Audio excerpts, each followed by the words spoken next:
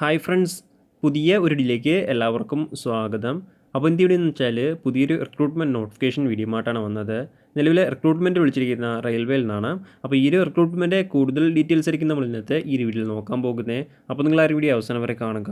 അപ്പോൾ റെയിൽവേയുടെ കീഴിലൊക്കെ ഒരു ജോലി ആഗ്രഹിക്കുന്നവരാണ് നിങ്ങളെങ്കിൽ തീർച്ചയായിട്ടും ഈ ഒരു അവസരം ഉപയോഗപ്പെടുത്തുക.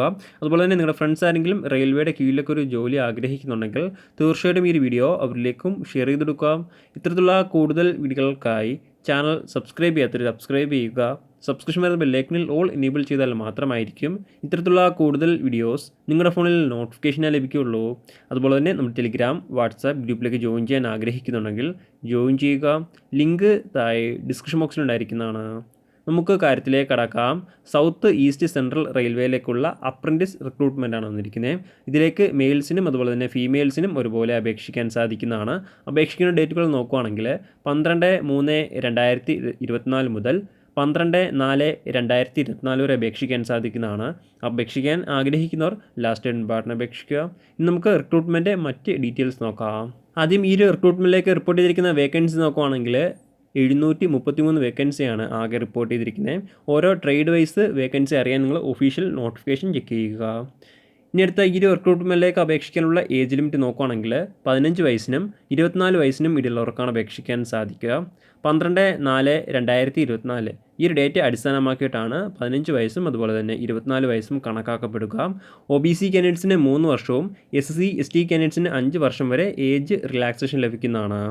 അപേക്ഷിക്കാനുള്ള കൃത്യമായിട്ടുള്ള ഡേറ്റ് ഓഫ് ബർത്ത് നോക്കുകയാണെങ്കിൽ ജനറൽ കാറ്റഗറി 2/4/2000-നും 12/4/2009 ഇടയിൽ ജനിച്ചവർക്കാണ് അപേക്ഷിക്കാൻ സാധിക്കുക.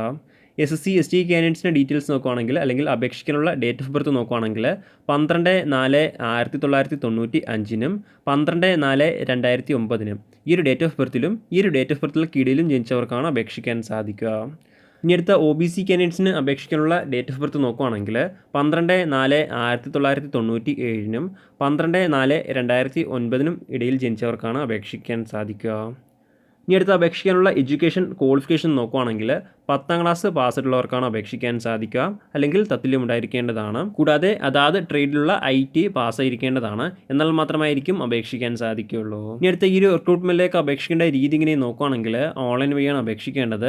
ഓൺലൈൻ വഴി www.apprenticeshipindia.gov.in ഈ ഒരു സൈറ്റ് വഴിയാണ് അപേക്ഷിക്കേണ്ടത്. ഈ ഒരു സൈറ്റ് വഴി 12/4/2024 വരെ അപേക്ഷിക്കാൻ സാധിക്കുന്നതാണ്. അപ്പോൾ അപേക്ഷിക്കാൻ ആഗ്രഹിക്കുന്നവർ ലാസ്റ്റ് ബട്ടൺ അപേക്ഷിക്കുക. അതുപോലെ തന്നെ അപേക്ഷിക്കുമ്പോൾ ആപ്ലിക്കേഷൻ ഫീസും ഉണ്ടായിരിക്കുന്നതാണ്. ഏകദേശം 100 രൂപയാണ് ആപ്ലിക്കേഷൻ ഫീസ്. നിങ്ങൾക്ക് ഓൺലൈൻ വഴി തന്നെ അടയ്ക്കാൻ സാധിക്കുന്നതാണ്. SC ST കാൻഡിഡേറ്റ്സിന് ഫീസ് ഉണ്ടായിരിക്കുന്നതല്ല, അവർ ഫീസ് അടയ്ക്കേണ്ടതില്ല.